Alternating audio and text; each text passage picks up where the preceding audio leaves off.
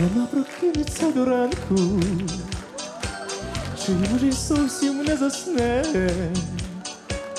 і йде сонце крізь фіранку, її обличчя зазирне, нехитрі ранішні турботи, і кава чорна та гірка, і мов на крилах на роботу летить стурбована така. Красива жінка незаміжня стоїть, задумавшись метро, і в її очах печаль та рішення, а на очах журби добро. Красива жінка незаміжня очей до вас не підійма,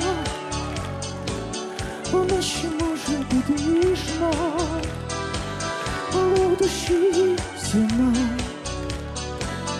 Чи доля так пожартувала, чи щось не склалось у житті,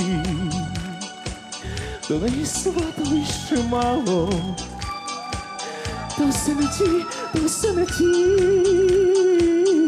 і вже шепочуться сусіди з недобрим виразом облич, що в інших вже дорослі діти, а ця гуляє день та ніч. Красива жінка незаміжня стоїть, задумавшись метро, і в її очах печаль та рішення, а на очах журби добро. Красива жінка незаміжня очей до вас не підійма, вона ще може бути ніжна, але в душі зима. Їй би просто посміхнутись, журбою кинувши до ніг, і на хвилиночку поснутись, бо в вілах ніжних та міцних, і не ходити на роботу, а бути з ним, з коханим вдвох. І хай собі плетуть сусіди, суддя їм Бог, суддя їм Бог.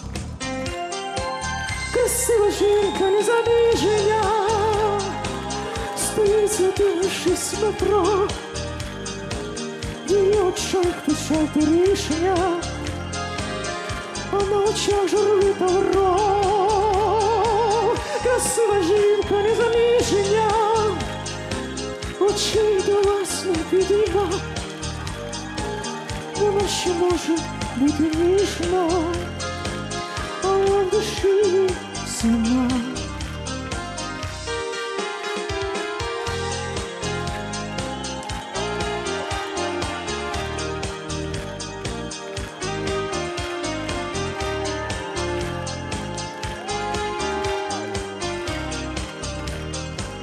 Красива жінка незаміжня